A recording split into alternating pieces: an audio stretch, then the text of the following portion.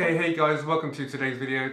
Today is no cycling involved, I'm afraid, but we are talking about a topic that is quite interesting. Today we're going to be talking about diet and nutrition and how that can affect your performance on the bike. So for anyone who's joined a cycling club and rides with other people will know that it's a great way of meeting new people, great way of making new friends. Included in that, you get to talk to lots of different people about lots of different interesting things.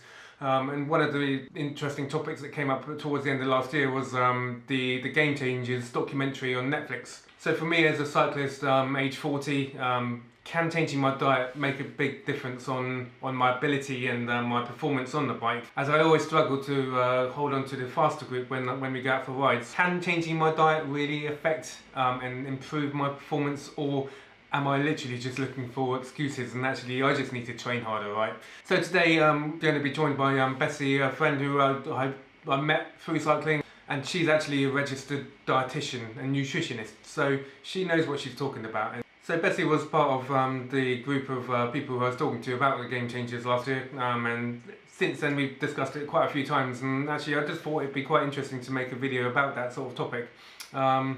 Addressing some of the claims that the documentary makes, and addressing the biased nature of the video, because essentially you get athletes who are just as successful who eat meat. So yeah, I wanted to find out a bit more about it. Okay, so Bessie, I finally got around to watching Game Changers.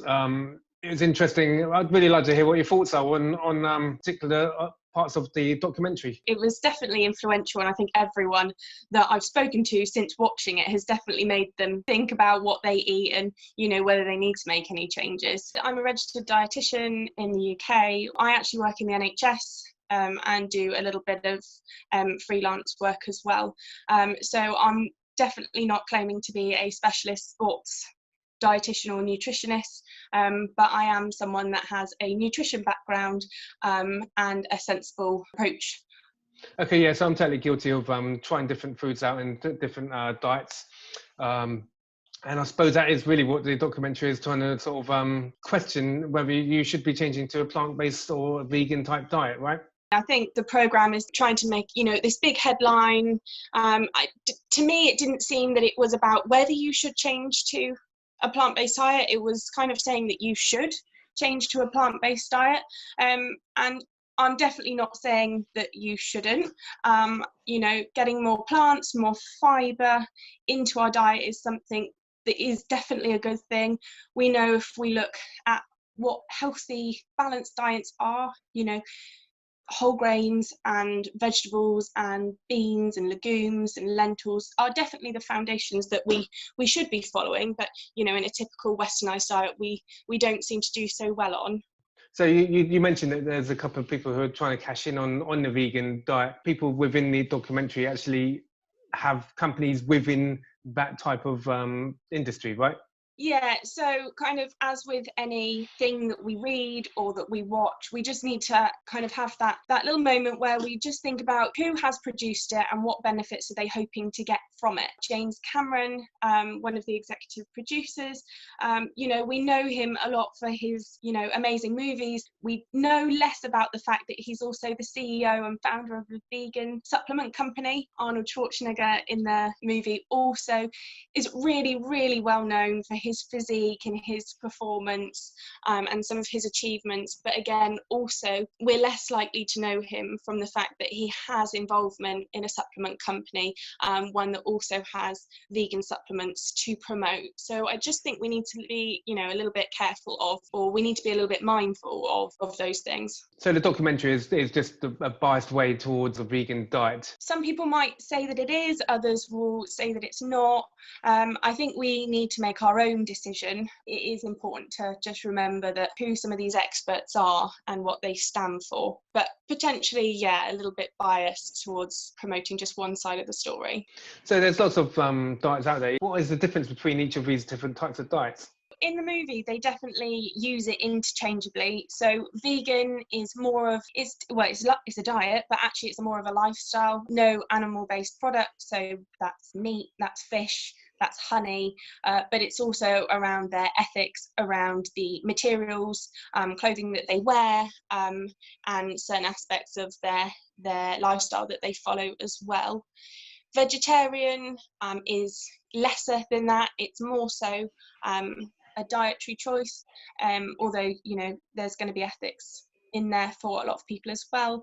That might just focus on meat, or it might focus on the fish and other animal products as well, but maybe not so much some of the ethical impacts. We've even got people that fall into a category of pescatarians, so they'll eat fish, but they won't eat meat. Some of these forms of vegetarianism now are used quite interchangeably, and the newest biggest rise is the flexitarianism.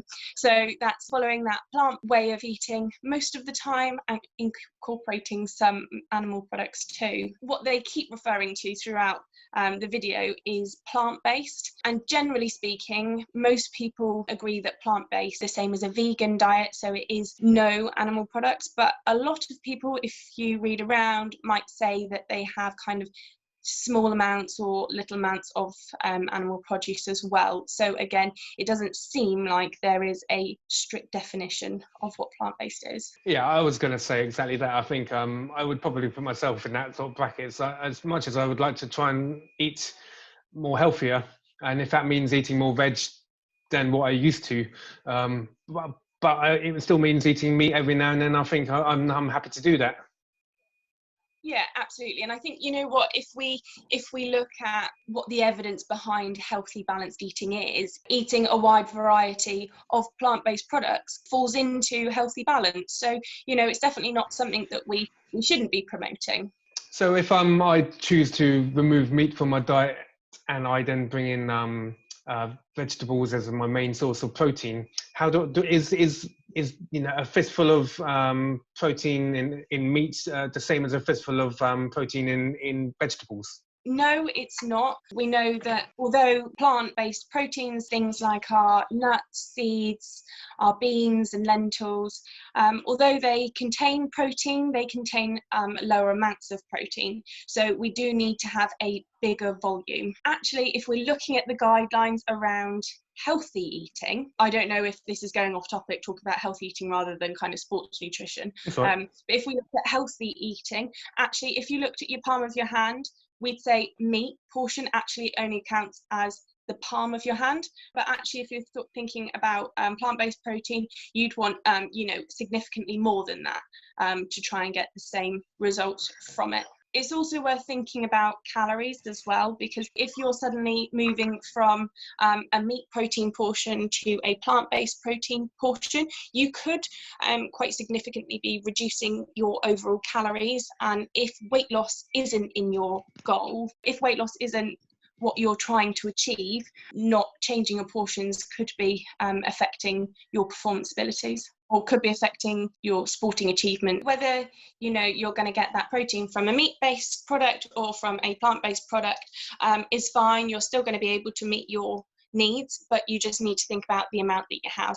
So the athletes that they were interviewing throughout the documentary were all very impressive. Specifically, I think for me, the female cyclist who she was, you know, late 30s, Olympic standard, and she became better by changing her diet. Can that happen, or is it subjective because she could have changed a number of other things as well?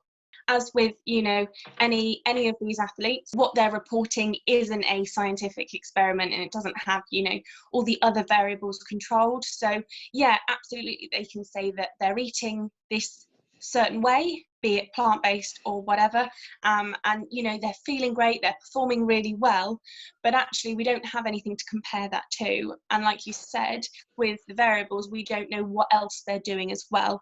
You know, it's highly likely that they have massive teams of specialists in each area making sure that they are able to achieve what they achieve. Actually, with Betsy, the cyclist, I think it's really great to think about what she said. She feels very much that it's about the recovery. We know that from plants that they've got loads of beneficial properties inside our body that reduce things like oxidative stress and inflammation, and support her in being able to recover so quickly, so that she's able to perform at such a high level again more quickly. From that point of view, making sure that a diet generally has, you know, a high amount of plant-based foods. So your fruit, your vegetables, whole grains, beans is going to be great. For her, being completely plant-based works, but actually it doesn't, you know, it doesn't fight the cause that you have to go completely plant-based to get those results. Okay, yeah, that makes sense. That makes total sense, because I think you kind of get that with a lot of the other athletes throughout the whole documentary, that they're claiming to have changed, you know, their diet to just plant-based or vegan diet. Yet it could apply to any of those, whether it's the American footballers, whether it's to the athlete, the ultra runner, or even Colin McGregor. Essentially, he could have just had an off day and got beat by a better fighter on a day. So you can't really put that entirely down to the diet they're eating, right? And I think it's really important to find your balance that works for you. You know, we know that, you know, the strength and resilience from some of these major athletes is, you know, immense, but finding what works for them, you know, mentally and physically to meet their goals and their performance needs is crucial. So the section about the firefighters, and there was a number of firefighters, and they all took a test at the beginning of the documentary, and then they went through a process of eating a vegan-based diet, and then at the end of the documentary, they all had you know, spectacular results. What are your thoughts on that section of the documentary? Yeah, it really made kind of eye-opening content, didn't it? Because you're seeing all these people have kind of all these sort of normal everyday people have these great results as well, which makes us feel like what the Game Changers film is showing us is applicable to everyday life. But again, we just need to think a little bit about the science experiments involved. In terms of those firefighters, a little bit like what you said earlier about the variables. So, you know, in that 2-week trial period where they got given, you know, specific food, we don't know what else they might have changed during that time. You know, we don't know about their smoking status. We don't know about how stressed they were. They might have even taken up a sport or an activity or something. Absolutely, yeah. So we know about this phenomenon called the placebo effect, and you know, if you perceive yourself to be doing the right thing, quite often, you know, that kind of mental understanding of what's going on can put you in a different mindset as well. And you know, our mindset is so powerful to everything that we do. So perhaps, you know, the amount of effort they were able to put into the study. And again, so thinking about the diet, absolutely, we know that the Mediterranean diet is kind of known as the healthiest diet for your heart. You know, it's based on lots of vegetables, lots of whole grains, lots of beans and pulses. I sound like all I've said this whole video is about those things, but you know, it's really true. They are kind of the foods that we tend to neglect the most that provide us with so much beneficial nutrition. The Mediterranean diet has all of those things. But the Mediterranean diet also is not a vegan diet. It also has lots of oily fish, which have omega fatty acids, which are known for their beneficial properties in health. So it's difficult to say exactly from that study what was going on. They've got some great results, which is fine, but are some of those firefighters going to be able to continue it long term?